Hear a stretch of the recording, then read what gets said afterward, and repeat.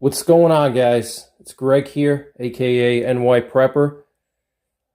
I'm going to be doing a new project on one of my rifles, and this is a Ruger M77 Hawkeye all-weather stainless, and it's chambered in 300 Win Mag, and it's got a 24-inch barrel. It's not threaded at all. It's a Sporter contour barrel, and it's actually one of Ruger's medium weight barrels. Comes with this cheap plastic stock, doesn't have any pillar bedding or any kind of bedding block or anything. But what I love about this rifle is the durability and the reliability of the Ruger M77 Hawkeye action. I have 3 of these. This is my 3rd one. I have a Ruger M77 Hawkeye Alaskan chambered in 300 Win Mag, and that one has a 20-inch barrel. And I also have a Ruger M77 Hawkeye guide gun chambered in 416 Ruger. So the reason why I picked this one up is because with the 20-inch barrel Ruger M77 Hawkeye Alaskan, I wasn't really getting the best velocities with the 300 Win Mag. I was obviously getting good velocities, better than a 30-06, but I wasn't really able to achieve the maximum performance of a 300 Win Mag. So I wanted something with a 24-inch barrel, and the purpose of this project is just to upgrade a factory Ruger M77 and make it a little bit better and make it more useful for a variety of different things. I want this rifle to be a great hunting rifle, and I also want it to be a great SHTF rifle if crap hits the fan and I need some long-range firepower. That's what this rifle will be used for, in addition to long-range hunting and big game hunting. So that's kind of the philosophy here with this rifle. And what I'm going to do with this rifle is I'm going to do a few different things to it to make it better. So I'm going to drop this off at my local gunsmith. I'm going to have him bead blast the whole thing, the whole receiver, the floor plate, the trigger guard, the bolt knob. Everything's going to be bead blasted, and then I'm going to Cerakote, or he's going to Cerakote the barrel for probably some kind of a olive drab or olive green, military green color. And I'm going to keep the receiver just bead blasted. I'm going to change out the stock. I'm not sure exactly what kind of stock I'm going to go with on my other Rugers. I went with the Hogue stock with a full bed block, which is great. I love those stocks, but I'm considering possibly an HS Precision or a Bell & Carlson just to change it up. But I have had really good success with the Hogue full bed block stocks. They're really good. So I might either go with that one or an HS Precision or a Bell & Carlson, one of those 3. And it's going to obviously be free floated. So in addition to bead blasting and Cerakoting and changing out the stock, I'm also going to have my gunsmith install some iron sights from New England Custom Guns. I think iron sights are really important, and a lot of companies these days don't make rifles with iron sights anymore because they figure people are just going to put a scope on them, so they just ditch the iron sights. But I think iron sights are critical, because what happens if you're on a hunt?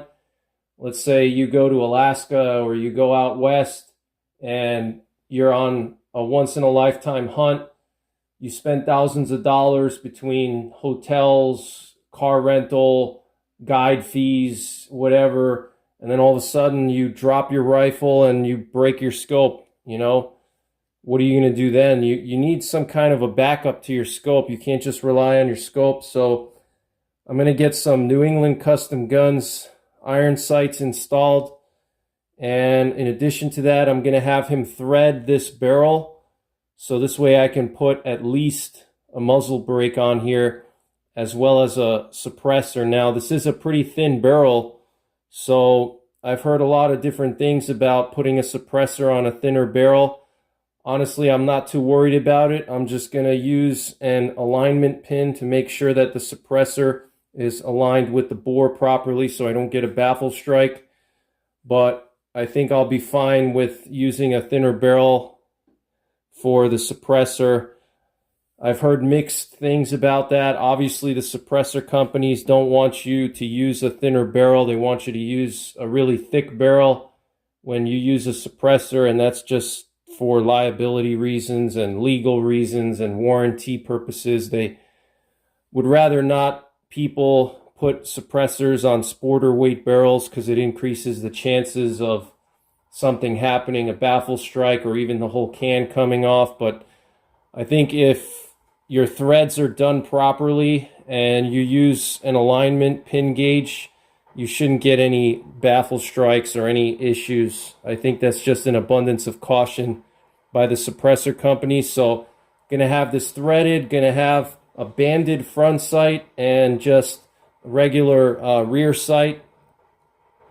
And also for the scope, I think I'm gonna go with Night Force NX8, which is a 2.5 to 20 power second focal plane scope. That might be one possible scope that I'm going with.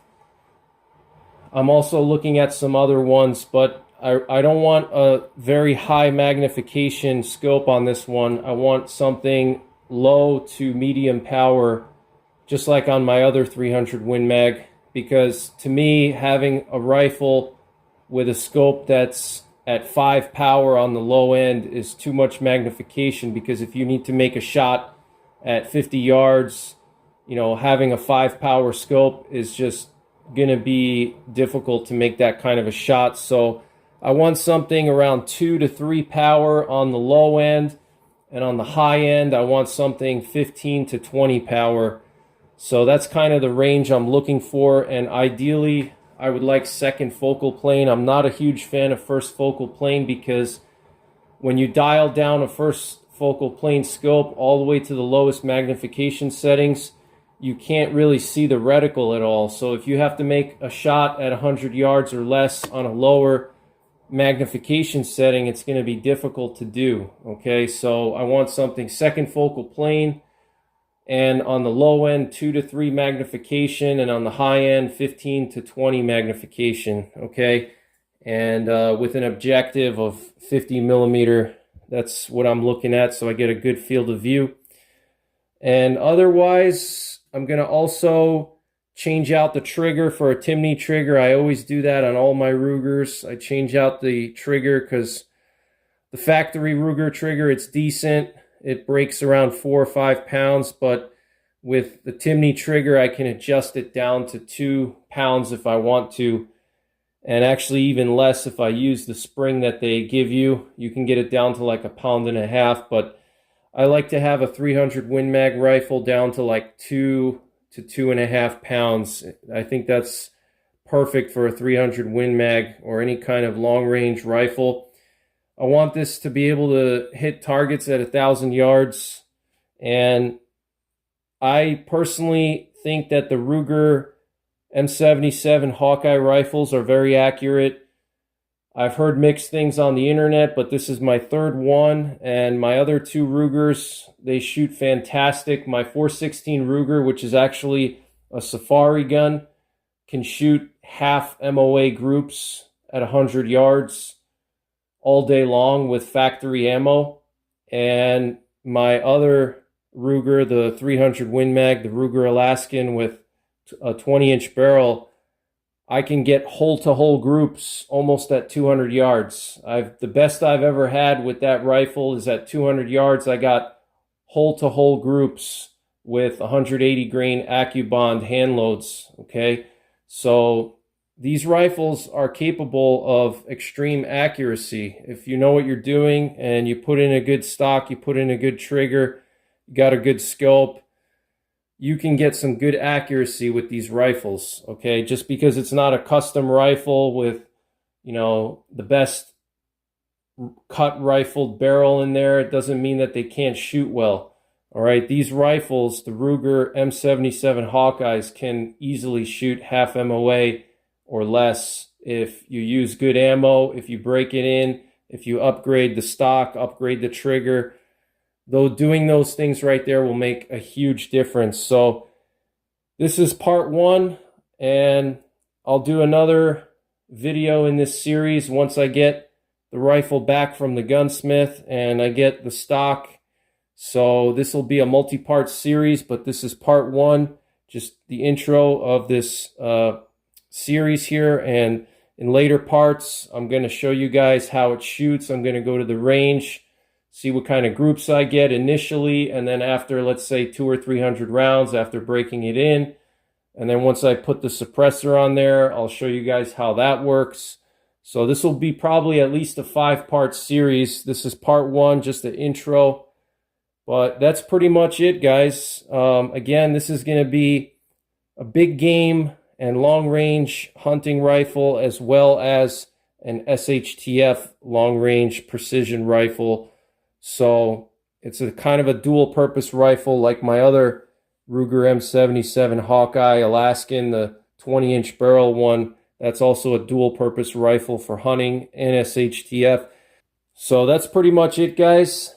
Thanks for watching. Take care. God bless. And don't forget the 3 Ps. Prepare, practice, and persevere.